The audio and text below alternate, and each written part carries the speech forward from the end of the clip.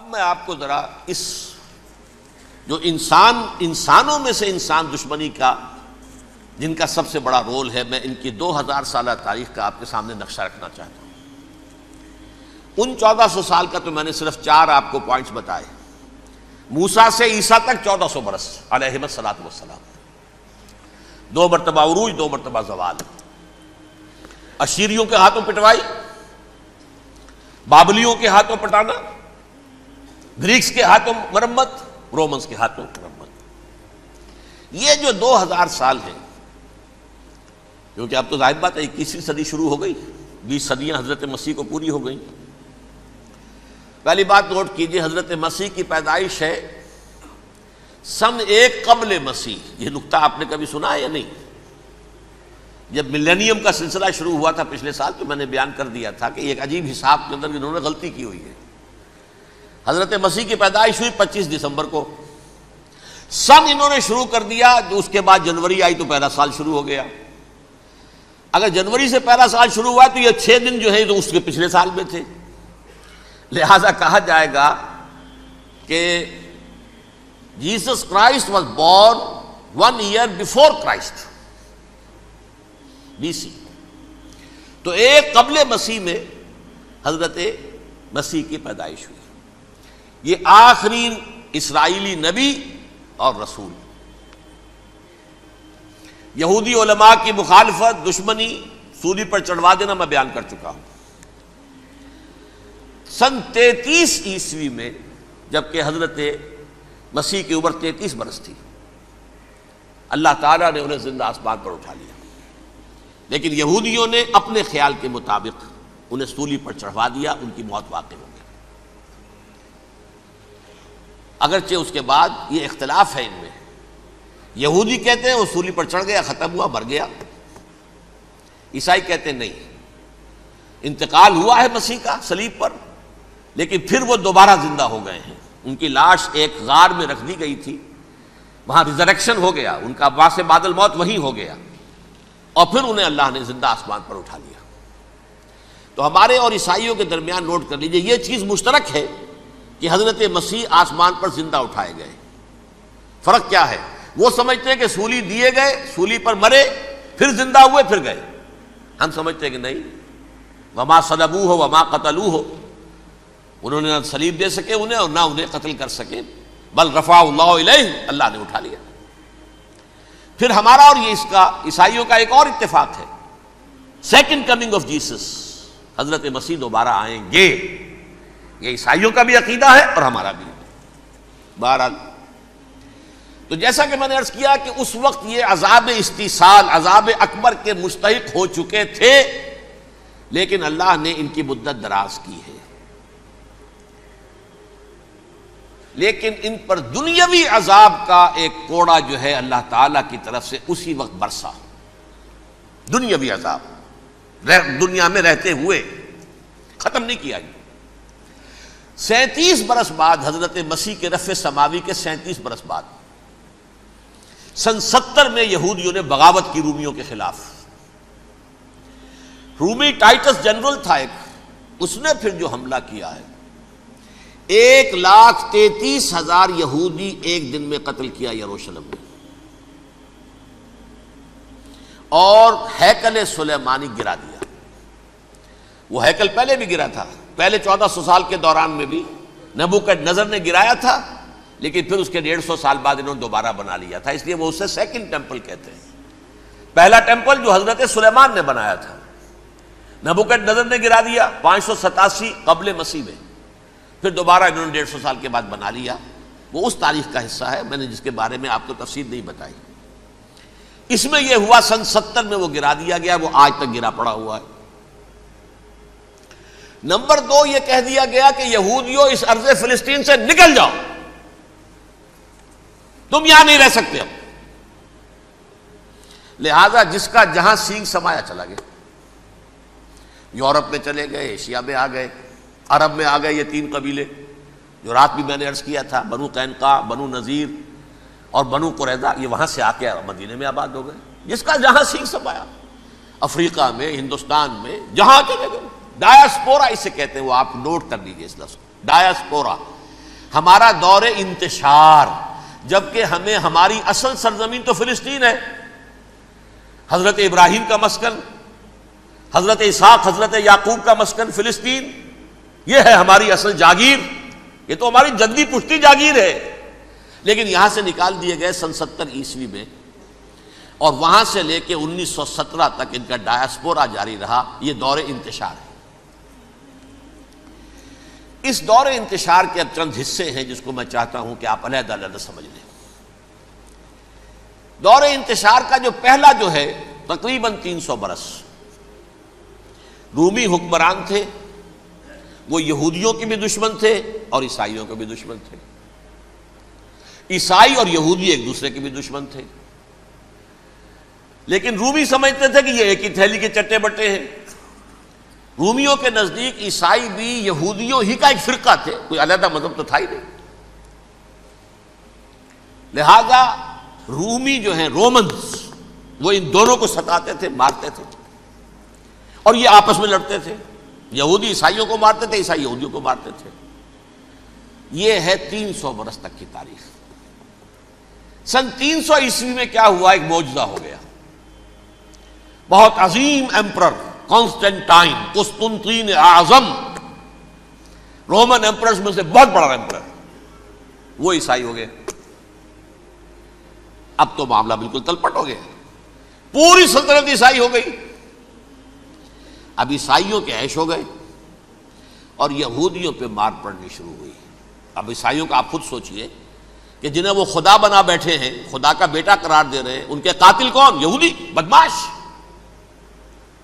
لہذا ان کی وہ پٹائی شروع ہوئی ہے یورپ میں، پوری رومن امپائر میں، انہیں ذلیل کیا گیا، شہروں میں آمد بند، علیحدہ رہو، گھیٹوز کے اندر رہو۔ یہودی کا نام جو ہے وہ گالی بن گیا، جیسے آج بھی یہودی گالی کہتے ہیں، جیسے خنزیر کا لفظ، آخر وہ بھی اللہ کی مخلوق ہے، لیکن آپ کو معلوم ہے کوئی شخص زبان پر نام نہیں لانا چاہتا خنزیر کا، سور کا، ہے تو مخلوق، وہ بھی ایک حیوان ہے۔ ایسے ہی یہ ہے یہودی گالی، جیوٹ گالی۔ لہذا ایک طرف تو ان دونوں کے درمیان دشمنی، جس کو قرآن کہتا ہے وَأَغْرَيْنَا بَيْنَهُمُ الْعَدَاوَةَ وَالْبَغْضَاءَ، ہم نے ان کے مابین دشمنی جو ہے پیدا کر دی۔ اور جب یہ پوری سلطنت عیسائی ہو گئی تو قافیہ تنگ ہو گیا یہودیوں کا۔ اب آئیے 571 عیسوی، یعنی جب کہ ڈایاسپورا کو کتنا عرصہ ہو چکا تھا؟ 500 برس۔ سن 70 سے شروع ہوا نا ڈایاسپورا، جب ٹائٹس نے گرایا ہے ہیکل کو اور نکال باہر کیا انہیں فلسطین سے، بھاگ جاؤ یہاں ایک یہودی بھی نہیں رہے گا، فلسطین سے نکال دیے گئے۔ اس کے پورے 500 برس بعد سن 571 عیسوی میں حضور کی پیدائش ہوئی، ولادت باسعادت محمد الرسول اللہ صلی اللہ علیہ وسلم۔ 610 میں آپ پر وحی کا آغاز ہوا، لیکن حضور کے ساتھ ان کا معاملہ کیا رہا؟ اول تو جب کہ حضور ابھی مکے ہی میں تھے، یہودیوں نے ریشہ دوانیاں شروع کر دی حضور کے خلاف۔ قریش مکہ کو سکھاتے تھے، پڑھاتے تھے، ان سے یہ پوچھو، ان سے یہ پوچھو، انہیں اس طرح تنگ کرو، ان سے یہ امتحان لو، یہ آپ کے علم میں ہے۔ سورہ بنی اسرائیل میں، سورہ کہف میں وہ سوالات، جو امتحانی سوالات آئے تھے، ذوالقرنین کون تھا، اصحاب کہف کون تھے، تم رسول بنے پھرتے ہو تو بتاؤ، اور یہ روح کی حقیقت کیا بتاؤ۔ یہ ساری ریشہ دوانیاں کر رہے تھے بیٹھے ہوئے، ابھی وہیں پر حضور ابھی پہنچے بھی نہیں۔ ہجرت فرما کر حضور تشریف لے آئے تو حضور نے، جسے ماسٹر سٹروک کہا جائے گا، یعنی اسٹیٹس مین شپ کا ماسٹر سٹروک، آپ نے مدینے میں آتے یہودیوں کے ساتھ پیکٹ کر دیا، جوائنٹ ڈیفنس پیکٹ آف مدینہ، کہ اگر مکے والے ہم پر حملہ کریں گے تو ہم مل جل کر ایک قوم کی حیثیت سے مقابلہ کریں گے۔ یہ میثاق مدینہ کہلاتا ہے، جس کے بہت غلط معنی پہنائے جا رہے ہیں آج کل۔ بہرحال میں موضوع میرا چونکہ یہ نہیں، میں ادھر نہیں جاؤں گا۔ لیکن ہوا کیا؟ ہر مرتبہ یہ خیانت کے مرتکب ہوئے، ان نے جو عہد کیے تھے ان سے پھرے، اندر ہی اندر سازش، ریشہ دوانی، حضور کی بدترین دشمنی۔ سورہ نساء کی آیت نمبر 12 میں 14 میں 13 میں فرمایا ہے لا تزال تطلع علی خائنۃ منہم، اے نبی ہمیشہ آپ کے علم میں ان کی طرف سے خیانتیں، بددیانتیاں آتی رہیں گی. اور بار بار وہ مسلسل جنگ کی آگ بھڑکاتے تھے. قریش کو دعوت دیتے، آؤ آؤ آؤ ہم اندر سے بغاوت کر دیں گے، تم آؤ تو صحیح، ختم کریں محمد کو اور اہل ایمان کو صلی اللہ علیہ وسلم ورضی اللہ تعالی عنہم اجمعین. لیکن پھر جب وہ آتے تھے تو یہ دبک جاتے تھے، ان میں ہمت نہیں تھی، میدان کے مرد نہیں رہے تھے. یہ سورہ حشر میں ان کا نقشہ کھینچا گیا ہے. کھلے میدان میں مقابلے کی اس کے اندر صلاحیت ہی نہیں ہے. یہ تو فصیلوں کے پیچھے سے، جیسے عورتیں کہیں دیہات میں لڑائی ہوتی ہے تو مرد جو ہے گلیوں میں لڑتے ہیں، عورتیں اوپر سے پتھر پھینکتی ہیں، بس وہ کام یہ کر سکتے تھے. من ورائے جدر، فصیلوں کے پیچھے سے، جنگ میں میدان میں نہیں آ سکتے. بہرحال قرآن مجید میں ہے یہ سورہ مائدہ کی آیت نمبر 64، کلما اوقدوا نارا للحرب اطفاها اللہ. اکثر و بیشتر مواقع پر تو یہ جب آگ بھڑکاتے تھے جنگ کی، اللہ اسے بجھا دیتا تھا. لیکن بہرحال اس کے باوجود جنگیں ہوئی، غزوہ بدر، غزوہ احد ہوئی کہ نہیں؟ یہ ساری اصل شرارت ہوئی. اور اس کے نتیجے میں حضور نے پھر ایک ایک کر کے 3 قبیلوں کو سزا دی. غزوہ بدر کے فوراً بعد بنو قینقاع نکالے گئے مدینے سے، غزوہ احد کے فوراً بعد بنو نذیر نکالے گئے، اور غزوہ احزاب کے بعد بنو قریظہ نکال دیے گئے.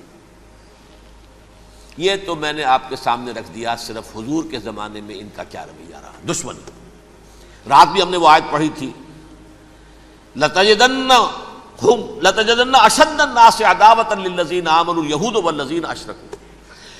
اہل ایمان کی دشمنی میں شدید ترین تم پاؤ گے یہودیوں کو اور مشرکین. مشرکین بھی بعد میں ہے، پہلے یہودی. حضور کے بعد کیا ہوا اب یہ نوٹ کیجئے، یہ ان کی تاریخ کا دوسرا دور. حضرت عمر رضی اللہ تعالیٰ عنہ کا عہد خلافت ہے. بیت المقدس کا محاصرہ کیا گیا، فصیل بڑی اونچی، شہر اندر سے سیلف سفیشینٹ، حملے کا راستہ کوئی نہیں. محاصرہ طول کھینچ رہا ہے لیکن ان کے پاس رسد بھی موجود ہے، پانی بھی موجود ہے، وہ دروازے بند کر کے بیٹھے ہوئے ہیں. بالآخر اللہ تعالیٰ کی مشیت کا ظہور کیسے ہوا؟ ان کے کچھ علماء آئے فصیل پر، کہا دیکھو مسلمانوں، تم قیامت تک بھی یہاں پڑے رہو گے محاصرہ کر کے ہمارا، یہ شہر فتح نہیں ہوگا. ہاں ایک درویش بادشاہ کے ہاتھوں یہ شہر فتح ہونا ہے، لیکن تمہارے اندر ہمیں وہ نظر نہیں آ رہا.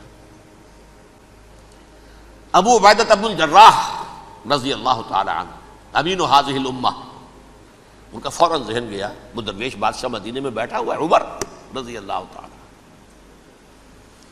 اب ایک اور عمر بھی ہے جو قندھار میں بیٹھا ہے. نقشہ وہی ہے، سادگی کی حد تک نقشہ وہی، بالکل وہی، اپنی آنکھوں سے دیکھا ہے وہی سادگی. عمر اول، عمر ثانی تھے عمر بن عبد العزیز. اب ایک اللہ کے فضل سے اللہ تعالیٰ ایدہ اللہ بنصرتہ، اللہ تعالیٰ ان کی نصرت فرمائے، دشمنوں کو ان کے مقابلے میں نیست و نابود کرے. انہوں نے ریکویسٹ بھیج دی کہ حضور تشریف لائیے، یہ شہر فتح ہو جائے گا.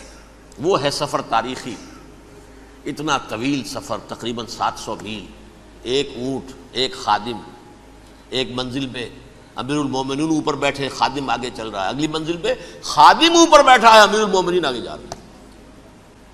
اور جب پہنچے ہیں تو وہ باری تھی خادم کی. انہوں نے ہاتھ جوڑ دیا، حضور خدا کے لیے تم کیا کہیں گے لوگ، وہ میرا برا حال کر دیں گے، تمہیں شرم نہیں آئی؟ امیر المومنین پیدل آگے چل رہے ہیں نکیل پکڑ کر، اور تم بیٹھے ہو اوپر براجمان ہو. حضرت عمر فرمایا الدور دورک، نہیں باری تمہاری ہے، بیٹھ. اس حال میں پہنچے ہیں. اور پھر یہ کہ ابو عبیدہ بن الجراح آئے ہیں، استقبال کیا ہے تو دیکھا ہے اس حال میں چلے آ رہے ہیں. عمر نکیل پکڑے ہوئے چلے آ رہے ہیں، اور کہتے ہیں کہ کہیں کیچڑ ویچڑ تھا، جوتے خراب ہو گئے تھے، وہ بھی اتار کے ہاتھ میں پکڑے ہوئے، کپڑے تو تھے ہی پھٹے ہوئے. انہوں نے کہا بھی حضرت ابو عبیدہ نے، دیکھیے یہ بڑا متمدن ملک ہے، بڑا مہذب علاقہ ہے، یہ آپ ذرا حلیہ اپنا دوست فرما لیں تب جا کے پیش ہم آپ کو کریں گے. آپ نے فرمایا نحن قوم اعزنا اللہ بالاسلام، ہم وہ قوم ہیں جنہیں اللہ نے عزت دی ہے اسلام کے ذریعے سے. کپڑوں کے ذریعے سے نہیں، دولت کے ذریعے سے نہیں۔ اسی حال میں گئے ہیں، اوپر سے انہوں نے کھڑے ہو کر نشانیاں دیکھی ہیں، اپنی کتابیں کھولی، ہاں یہ وہی ہیں، اچھا لو جی سرنڈر، شہر تمہارے ہاتھ میں۔ خون کا ایک قطرہ نہیں بہا اور بیت المقدس فتح ہو گیا۔ لیکن اس وقت حضرت عمر نے ایک نرمی یہ کی کہ یہودیوں کے لیے بھی اسے اوپن سٹی قرار دے دیا۔ یہ احسان عظیم حضرت عمر کا، اس سے پہلے یہودی آ ہی نہیں سکتا تھا، داخل ہی نہیں ہو سکتا تھا، وہاں وہ آ کر وزٹ نہیں کر سکتا تھا، زیارت نہیں کر سکتا تھا اپنے مقدس مقامات کی۔ حضرت عمر نے یوں سمجھیے کہ تقریباً 550 برس کے بعد ان کے لیے راستہ کھولا ہے کہ ہاں تم آ سکتے ہو، زیارت کر سکتے ہو۔ لیکن یہ عیسائیوں نے لکھوایا معاہدے کے اندر، انہیں یہاں آپ آباد ہونے کی اجازت نہیں دیں گے، لیکن کم وزٹ دی پلیسز، دیکھیں زیارتیں کریں اور جائیں۔ یہ معاہدہ حضرت عمر کا ہے رضی اللہ تعالیٰ، جو پھر خلافت راشدہ کے بعد بنو امیہ نے بھی اس کو آنر کیا، بنو عباس نے کیا، پھر جو ہمارے یہ ترکوں میں اندر خلافت آئی تو ترک خلفاء نے بھی اس معاہدے کی پوری پابندی کی۔ فلسطین میں آ سکتے ہیں یہودی صرف زائرین کی حیثیت سے، وہاں آباد نہیں ہو سکتے۔ اب آئیے اگلا دور آیا حضرت عثمان کا دور خلافت۔ یہ ہے وہ وقت کہ اب یہود نے امت مسلمہ کی پیٹھ میں چھرا گھونپا۔ وہ کیسے؟ ایک یہودی عبداللہ ابن سبا اسلام کا لبادہ اوڑھ کر آ گیا، معاشرے کا جائزہ لے لیا، ان میں بنو ہاشم اور بنو امیہ میں جو پرانی کشاکش تھی اس کے کچھ نہ کچھ جراثیم باقی ہیں، اگر ان کو ذرا بھڑکا دے تو مسلمانوں میں انتشار پیدا ہو جائے۔ کہا یہ عثمان کون ہے؟ یہ تو بنو امیہ میں سے ہے، یہ حق تو بنو ہاشم کا ہے، خلافت ان کے پاس ہونی چاہیے، محمد کے تو رشتہ دار وہ ہے صلی اللہ علیہ وسلم۔ عوام الناس کے اندر بات پھیلنی شروع ہوئی، پھر ایک بڑی سازش کے انداز میں حضرت عثمان کے خلاف پروپیگنڈا، حضرت عثمان کے جو عاملین تھے، گورنر تھے، ان کے خلاف پروپیگنڈا، اور ایسی ہوشیاری کرتے تھے کہ کوفے میں کوفے کے حاکم کے خلاف کچھ نہیں کہنا، اجی مصر میں یہ ہو رہا ہے، اجی شام میں یہ ہو رہا ہے، اجی یہ جو عثمان ہے وہ یہ کر رہا ہے، یہ ظلم ہو رہا ہے، یہ لوٹ مار ہو رہی ہے، یہ خیانتیں ہو رہی ہیں۔ اب نہ تو اس زمانے میں مینز آف کمیونیکیشن، کیسے تصدیق کریں؟ افواہیں تو آپ آج کراچی کے اندر شروع ہو جائے تو پتہ نہیں چل سکتا کسی کو کہ کیا اس میں صداقت ہے کیا جھوٹ ہے، اور بری بات جو ہے فطرت انسانی کی کمزوری ہے وہ فوراً قبول کرتا ہے، کسی کے بارے میں اچھی بات ماننے کو تیار نہیں ہوتا لیکن بری بات تو فوراً تیار۔ بہرحال یہ فتنہ انہوں نے اٹھایا، حضرت علی کی الوہیت کا فتنہ اٹھایا، حضرت عثمان کے خلاف الفتنۃ الکبریٰ برپا کیا، حضرت عثمان شہید ہوئے۔ اس کے بعد 5 برس تک مسلمان ایک دوسرے کی گردنیں کاٹتے رہے، باہمی خانہ جنگی ہوئی، امت کو وہ زخم لگایا ہے جو آج تک جس سے خون رس رہا ہے۔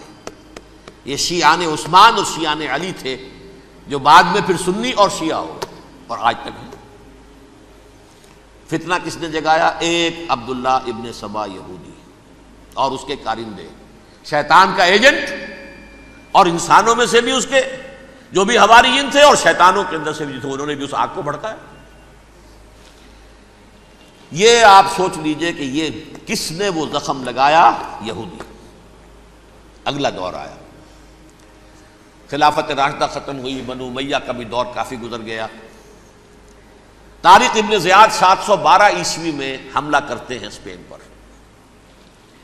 اسپین اس وقت عیسائیت کا بہت بڑا گڑھ، بڑے کٹر ترین عیسائی جو ہے وہ اسپین میں تھے، لہذا یہودیوں کی وہاں بہت پٹائی ہوتی تھی، بہت پٹائی ہوتی، یہ میں بتا چکا ہوں، دشمنی تھی ان کی تو چلی آ رہی تھی عیسائیوں کے ہاتھوں یہودیوں کی، وہ تو سن 300 عیسوی سے ایمپرر کانسٹنٹائن کے بعد سے شروع ہو گئی تھی۔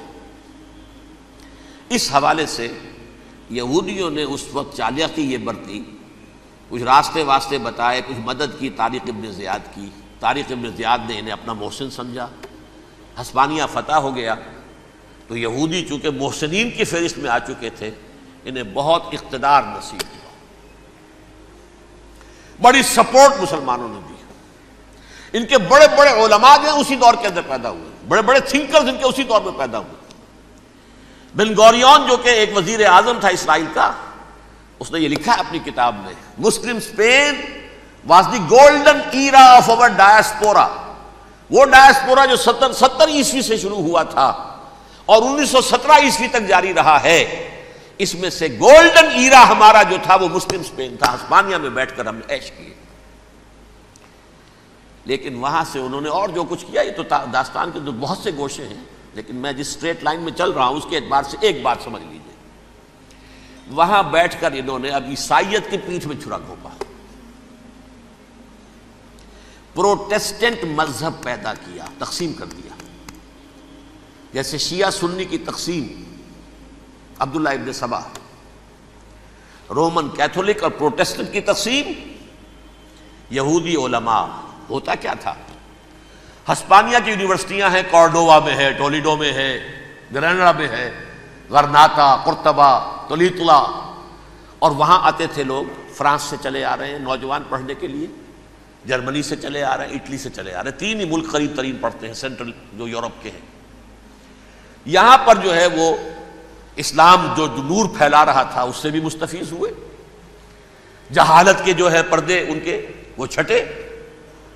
اس کے ساتھ ہی وہ یہودی وہاں ان کے اندر جو جراثیم داخل کر رہے تھے وہ اس عیسائیت کے خلاف بغاوت، جو اس وقت دنیا میں عیسائیت اس وقت تھی. پوپ کا راج تھا دنیا میں اس وقت.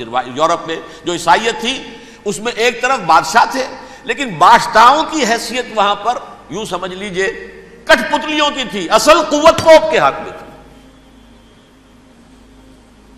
اور پوپ کو انہوں نے جیسے قرآن نے کہا اتخذوا احبارهم ورهبانهم اربابا من دون اللہ، چونکہ سینٹ پال نے شریعت موسوی ساقط کر دی تھی تو اب شریعت تھی ہی نہیں.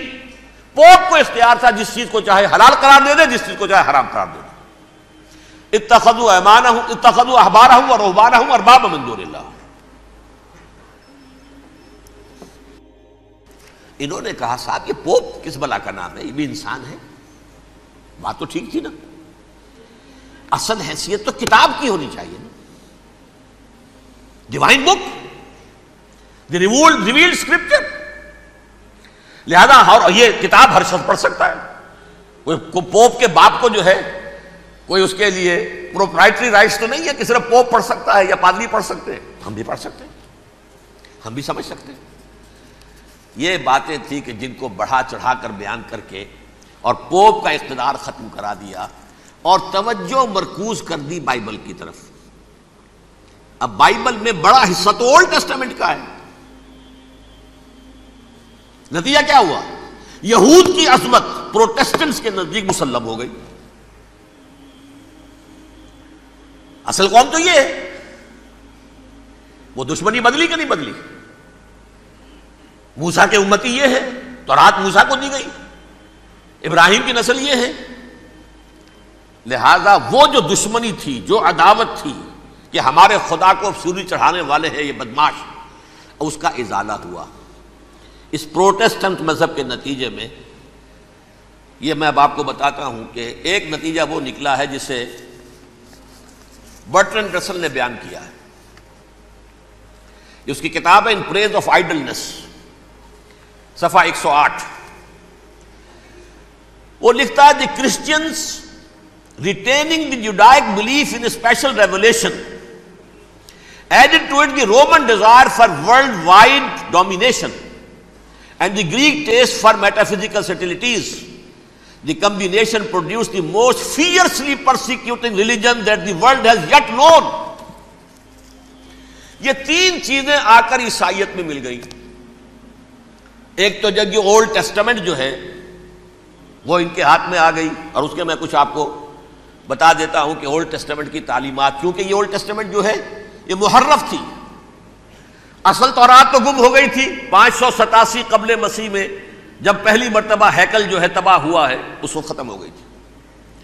اس کے کوئی 150 سال کے بعد انہوں نے یادداشتوں سے مرتب کر کے لکھی ہے. اب اس میں ان کے اپنے خیالات، اپنے امانی، اپنی توجیحات وہ شامل ہو گئیں. لہذا میں آپ کو حوالے دیتا ہوں اس کتاب کے اندر مظالم کی جو تعلیم دی گئی ہے اہل کتاب نے اپنے مظالم قتل عام کے جواز کے لیے تورات میں تبدیلیاں کی اور پیغمبروں پر دہشت ناکی اور بدترین حرام کاری کے الزامات لگائے. سنیے، پہلا حوالہ ہے یہ گنتی باب 31 آیات 17-18. اس لیے ان بچوں میں جتنے لڑکے ہیں سب کو مار ڈالو، اور جتنی عورتیں مرد کا منہ دیکھ چکی ہیں ان کو بھی قتل کر ڈالو، لیکن ان لڑکیوں کو جو مرد سے واقف نہیں اور اچھوتی ہیں اپنے لیے زندہ رکھو. یہ کسی اللہ کی کتاب کا یہ جملہ ہو سکتا ہے؟ کسی ریویل بک کا؟ اور سنیے، یہ ہے استثناء ڈیٹرانومی باب 20 آیت 16-18. پر ان قوموں کے شہروں میں جن کو خداوند تیرا خدا میراث کے طور پر تجھ کو دیتا ہے، کسی ذی نفس کو جیتا نہ بچا رکھنا، جیسا خداوند تیرے خدا نے تجھ کو حکم دیا بالکل نیست کر دینا. مرد، عورتیں، بچے، بوڑھے سب ختم. یہ کتاب مقدس ہے. اور سنیے، سیموئیل باب 27 آیت نمبر 9. اور داؤد نے اس سرزمین کو تباہ کر ڈالا اور عورت مرد کسی کو جیتا نہ چھوڑا. نمبر 4، ان سب آباد شہروں کو ماں، عورتوں اور بچوں کے بالکل نابود کر ڈالا. کتاب استثناء باب 3 آیت 6. یہ ہے جو کہہ رہا ہے برٹرنڈ رسل، کرسچینٹی میں آ کر اب یہ 3 چیزیں شامل ہو گئی. ایک تو یہ باربیرین یہ تعلیم جو ہے، اور یہ مذہب کے نام پہ تعلیم، یہ کتاب مقدس کی تعلیم. نمبر 2، رومنز کے اندر جو ایک تمنا تھی ورلڈ ڈومینیشن کی، وہ عیسائیت کے اندر آ گئی. اس لیے کہ پوری رومن امپائر جو ہے عیسائی ہو گئی، تو اسے وراثت کے اندر ورلڈ ڈومینیشن کی جو ایک تمنا تھی وہ مل گئی. اور پھر یہ کہ انہوں نے جو توہمات تھے یونانیوں کے، ان کو بھی اپنے ہاں مختلف شکلوں کے اندر جمع کر لیا. ان 3 چیزوں کا the combination produced the most fiercely persecuting religion that the world has yet known. اس کے نتیجے میں دنیا میں تاریخ انسانیت کے اندر جو بدترین خوخار ترین مذہب ہو سکتا ہے وہ شکل عیسائیت نے اختیار کی. اور اس کا مظہر عتم کیا تھا؟ نوٹ کیجئے، صلیبی جنگیں. ایک بات ٹائم ٹیبل کے اعتبار سے نوٹ کر لیجئے گا. فرسٹ ملینیم ختم ہوا، سیکنڈ شروع ہوا. ان کے 1000 سال ختم ہوئے تو 11ویں صدی میں سیکنڈ ملینیم شروع ہوا، تو پہلی صلیبی جنگیں ہوئی. لاکھوں مسلمان قتل کیے. صرف یروشلم کے اندر اتنا خون بہایا ہے کہ خود ان کے ہسٹورینز لکھتے ہیں کہ جب ان صلیبیوں نے جب گھوڑوں کے ساتھ وہ چل رہے تھے گلیوں میں، تو ان کے گھوڑوں کے گھٹنوں تک خون کی ندی بہہ رہی تھی. جہاں سے گزرے ختم کرتے چلے گئے، آبادیاں کی آبادیاں ختم کر دی. اگرچہ اس کروسیڈ میں گیہوں کے ساتھ گھن بھی پیسا، یہودی بھی بہت مارے گئے. یہ فرانس سے، جرمنی سے جب یہ کروسیڈرز آ رہے تھے، 3000 میل کا سفر طے کر کے آئے تھے. سوچئے تو صحیح. اربن ثانی پوپ جو تھا، آگ لگا دی تھی اس نے پورے یورپ کے اندر.